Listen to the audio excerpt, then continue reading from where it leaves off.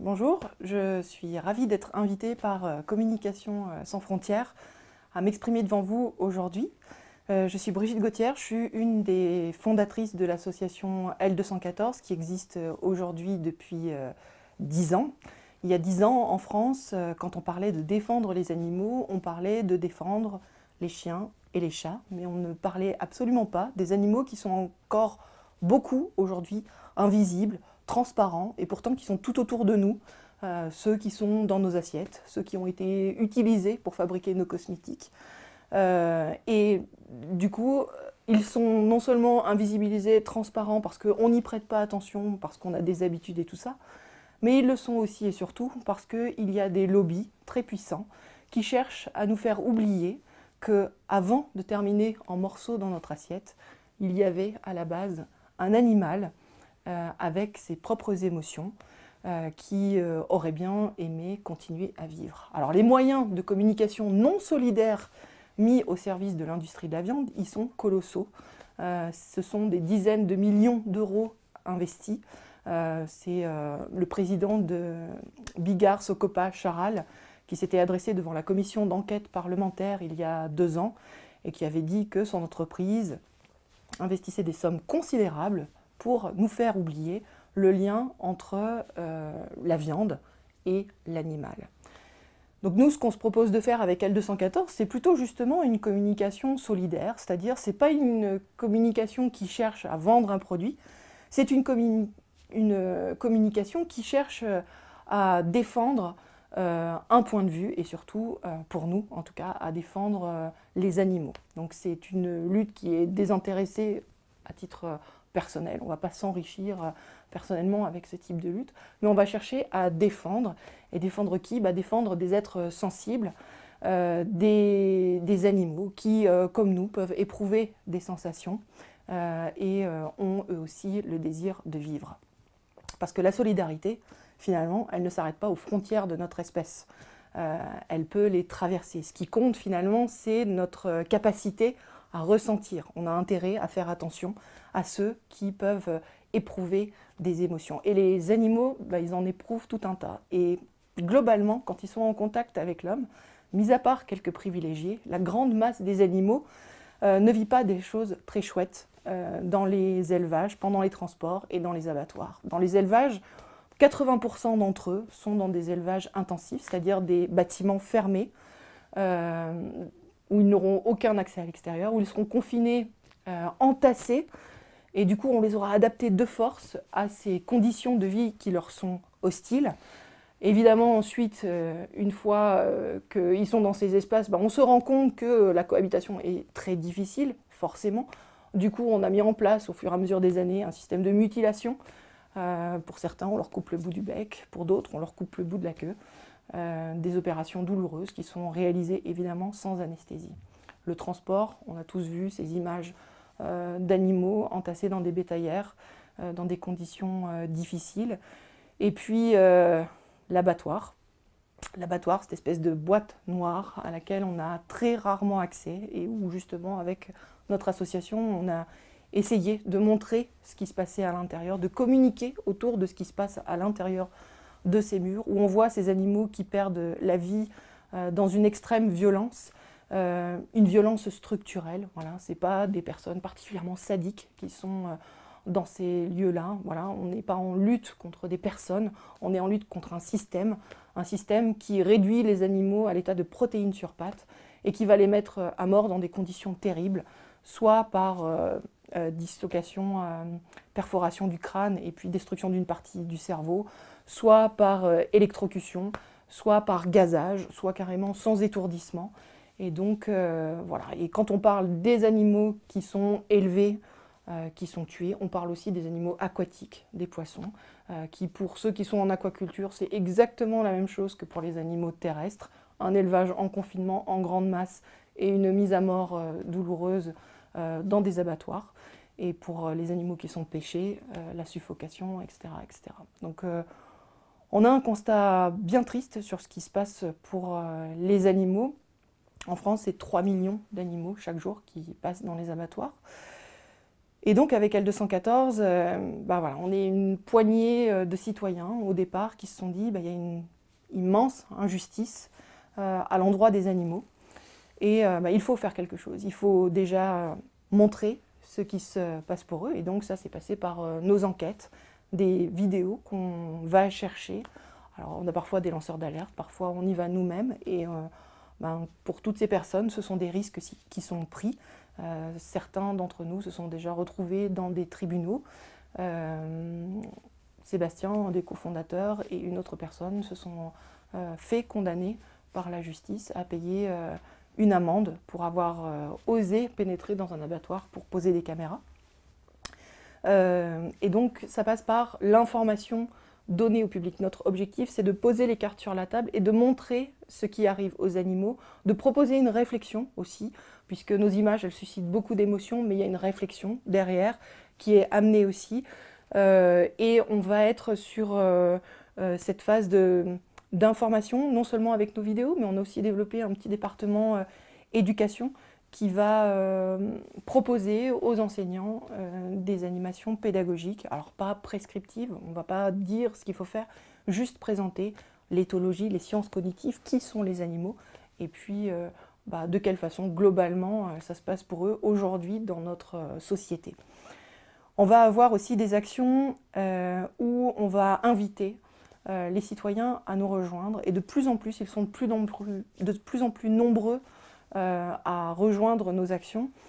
Par exemple, quand on s'adresse à des entreprises pour leur demander de ne plus utiliser d'œufs de poule élevés en cage de batterie. En France, on élève encore en batterie 63% de poules pondeuses, c'est-à-dire environ 30 millions de poules pondeuses qui sont élevées dans des cages exiguës.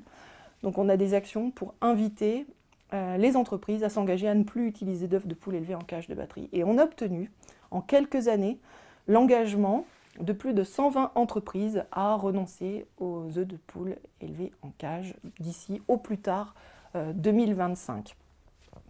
Donc voilà, pour les poules pondeuses, c'est un changement.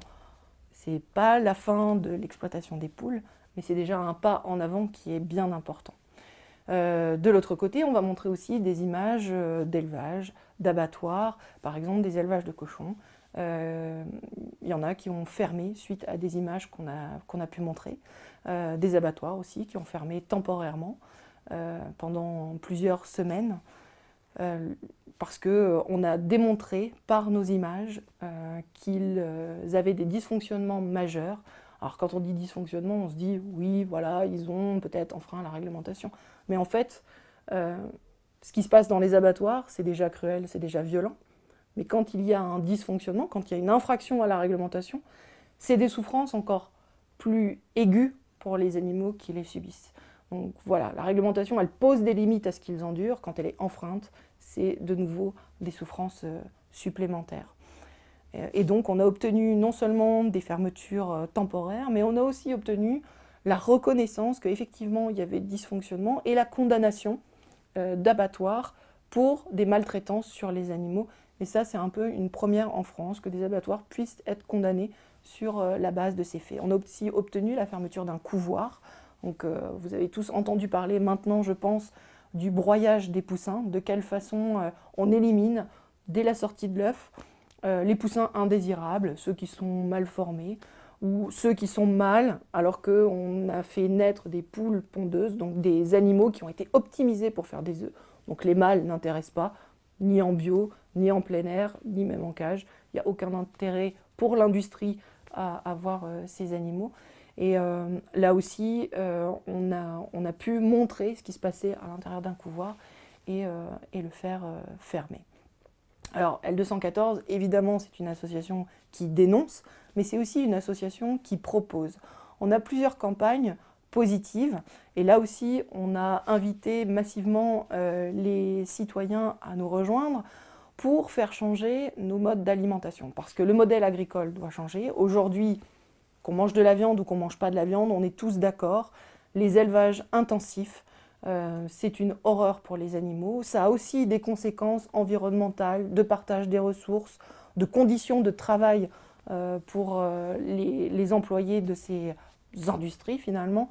Donc c'est un modèle à abandonner aujourd'hui. Là-dessus, on est parfaitement d'accord. Et les abattoirs qui tournent à plein régime, 3 millions par jour, là aussi, il y a des questions d'ordre éthique à se poser. Est-ce que c'est juste, est-ce que c'est légitime de faire tuer des animaux alors qu'on n'en a aucune nécessité?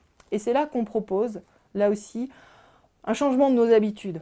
Voilà. Au lieu de baser notre alimentation sur le corps de ces animaux qu'on a tués ou les produits issus de ces animaux qu'on a exploités, on propose de développer une alimentation qui soit plus respectueuse des animaux, plus respectueuse de l'environnement et qui à terme aussi nous permettra d'avoir un monde vraiment meilleur, plus soutenable en tout cas. Donc on a plusieurs initiatives là-dessus. On va s'adresser aux restaurateurs, par exemple, en les incitant à proposer une alternative végane à leur carte. Ça, c'est notre initiative VegoResto. Sur VegoResto, vous avez plus de 1200 restaurants qui sont référencés et qui se sont engagés à proposer chaque jour une alternative végane. Sur ce site, vous pouvez poser vos avis, mettre vos avis pour justement montrer aux restaurateurs que ce sont des initiatives qu'on peut apprécier. Voilà, qui nous facilite la vie. On va s'adresser aux distributeurs de façon à ce qu'ils proposent le plus possible d'alternatives végétaliennes à l'alimentation carnée, de façon à rendre simple finalement le fait de changer notre alimentation. Voilà, chaque fois qu'on mange vegan, en fait, on va épargner des animaux. Et on va aussi, tiens, on peut en parler, limiter ces émissions de gaz à effet de serre. Donc c'est tout bénef pour tout le monde peut en profiter. Voilà, donc L214, c'est de la mobilisation citoyenne, parce que voilà, sur les réseaux sociaux, on est très actif. On a 700 000 personnes qui suivent notre page Facebook et qu'on incite à agir avec nous par l'intermédiaire de nos actions express ou par l'intermédiaire de Joe le Bot, que vous pouvez retrouver sur notre site internet. Et on vous incite à agir non seulement auprès des entreprises, mais aussi auprès de nos politiques qui sont plutôt à la ramasse sur ce genre de questions. Vraiment, ils sont à la traîne. On l'a encore vu tout au long de l'année 2018 pour le projet de loi alimentation. Aucune mesure qui aurait pu soulager un tant soit peu le malheur qu'on inflige aux animaux a été refusée. On va continuer en France d'enfermer des poules en cage, on va continuer de broyer des poussins, on va continuer de castrer à vif des porcelets. Et donc, voilà, nos élus, aujourd'hui, ne sont pas à la hauteur des enjeux qu'on peut attendre, d'où l'importance de la mobilisation citoyenne, de faire monter une demande sociétale forte, une demande sociétale qui est ancrée dans chacun de nous. C'est intolérable aujourd'hui ce qu'on fait subir aux animaux. Voilà, c'est même pas une question est-ce que je consomme vegan, est-ce que je consomme pas vegan aujourd'hui. Il n'y a personne qui supporte d'entendre un porcelet se faire castrer à vif. C'est très clair. Les images de broyage des poussins, on détourne tous et toutes le regard. Donc il y a vraiment des pratiques aujourd'hui qu'on peut abandonner et continuer de se poser la question quel monde on veut pour demain? Est-ce que vraiment on est obligé, alors qu'il n'y a aucune nécessité à ça, à continuer de faire élever, de continuer à pêcher, de continuer à tuer des animaux alors qu'on n'en a aucune utilité. Donc voilà, la communication solidaire de l'association, elle se déploie aussi dans les villes. On a un réseau, plus d'une cinquantaine de groupes locaux qui sont répartis un petit peu partout sur le territoire, qui proposent des stands d'information, qui proposent des actions dans la rue, des happenings, de façon à essayer d'attirer l'attention de chacun d'entre nous et de montrer surtout que chacun d'entre nous peut agir. Et c'est ça la mobilisation citoyenne, c'est montrer que chacun d'entre nous est une force. Et le mouvement pour les animaux, L214 aussi, s'appuie sur ce soutien de l'ensemble des gens et propose des actions de façon à ce que notre demande finalement soit entendue par ceux qui décident à grande échelle, ceux qui pourraient nous emmener vraiment tous ensemble sur une transition agricole et alimentaire à agir enfin. Alors aujourd'hui, on entend un peu plus la voix des animaux. On pense qu'on l'entend encore pas assez, évidemment, puisque pour eux, aujourd'hui, ça n'a pas encore beaucoup changé. On a nos mentalités qui ont évolué. Aujourd'hui, on regarde peut-être un peu différemment En tout cas, on commence à les voir, on commence à voir de quelle façon on les élève, de quelle façon on les transporte, de quelle façon on les tue, de quelle façon on les pêche. Maintenant, il faut absolument qu'on passe le braquet du dessus et qu'on arrive à faire changer considérablement nos pratiques. Il y a urgence pour les animaux, il y a urgence pour notre environnement, il y a urgence aussi pour nous. Donc voilà, on va continuer avec cette mobilisation citoyenne à faire avancer les choses de façon significative. Quand on a commencé L214, même quelques années avant, notre mode de communication, c'était dans la rue, c'était aller à la rencontre des gens avec des tracts qui expliquaient de quelle façon on élève, on tue les animaux de façon massive. Et en fait, les gens nous rétorquaient, mais ce que vous nous racontez, c'est horrible, effectivement, ça pose question, effectivement, mais c'est pas ici en France, et c'est pas maintenant. Ça, ce que vous nous racontez, c'était il y a 50 ans. Donc il a fallu qu'on apporte des preuves. Et ces preuves, elles sont tout autour de nous, sauf qu'elles sont cachées. Voilà, les animaux qui sont confinés dans les élevages, ils sont entre 4 murs. C'est pas possible de voir ce qui se passe à l'intérieur. Dans les abattoirs, c'est de la même façon. On ne rentre pas comme on veut dans un abattoir. On ne peut pas observer ce qui s'y passe, à moins d'y être employé. Ou effectivement de s'y introduire de façon à pouvoir placer des caméras pour témoigner simplement. Parce que quand on raconte, la force des mots, elle est terriblement inférieure. On ne réalise pas, en fait, forcément, avec les mots, ce qui se passe vraiment. Là, sur les images qu'on a pu montrer, les gens ont pu percevoir la détresse des animaux. Quand on voit ces images d'abattoirs avec les animaux qui luttent pour leur vie, il n'y a pas de question. Il n'y a absolument pas de question que la réglementation soit respectée ou soit pas respectée.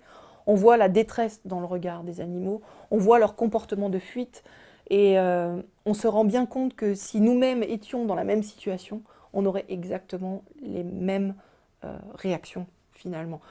C'est tout simple, hein. On ne peut pas tuer avec respect un animal qui ne veut pas mourir. Et donc pour nous, tout l'intérêt, c'était vraiment d'ancrer dans le réel ce qui se passe. Et on se rend compte que quand on raconte, c'est pas suffisant. On n'apporte pas les preuves. Et pour nous, c'était vraiment très important d'amener les preuves, de démontrer, de proposer un raisonnement logique, philosophique, moral, de façon à essayer d'insuffler justement dans notre société qui trop souvent ne voit pas, mais parce que justement il y a tous ces écrans de pub qui viennent nous éloigner des animaux le plus possible. Voilà, nous on essaye de rapprocher les animaux, de les faire rentrer dans nos maisons par l'intermédiaire de la vidéo. Qu'aujourd'hui, quand on est devant un steak, devant une cuisse de poulet, devant une tranche de jambon, on se pose la question, qu'est-ce qui a bien pu se passer pour cet animal pour qu'il finisse démembré dans mon assiette. Voilà, comment il est arrivé jusque-là. Je peux rajouter une petite question, j'en profite. Est-ce que cette décision-là a modifié complètement votre exposition média? C'est-à-dire, est-ce que les journalistes se sont plus intéressés à la cause qu'au phénomène en lui-même qui était très actif sur les réseaux sociaux? C'est-à-dire que les gens vous suivaient sur les réseaux sociaux, donc les médias se sont intéressés au phénomène L214 sur les médias, et est-ce que pour vous, les médias, je pense au mainstream, hein, donc la Oui. télé, les journaux, commencent à prendre conscience effectivement de la réalité de ce qui se passe dans les abattoirs, au-delà du phénomène réseaux sociaux, je veux dire. Avec L214, dès le début, en fait, on est né en 2008, donc c'était le tout début des réseaux sociaux. En fait, on a tourné nos communications plutôt vers les médias. On les a informés de nos enquêtes et très rapidement, ils ont regardé nos informations, ils les ont sous-pesées et souvent, ils les ont relayées. Quand on a sorti notre enquête sur l'abattoir Charal de Metz en 2009, c'est passé dans les médias. Quand on a montré en 2013 le gavage des canards, la fabrication du foie gras pour les grands chefs, c'est passé dans les médias. Quand on a montré en 2014 de quelle façon étaient traités les poussins dans les couvoirs donc broyé, tout juste sorti de l'œuf, c'est passé dans les médias.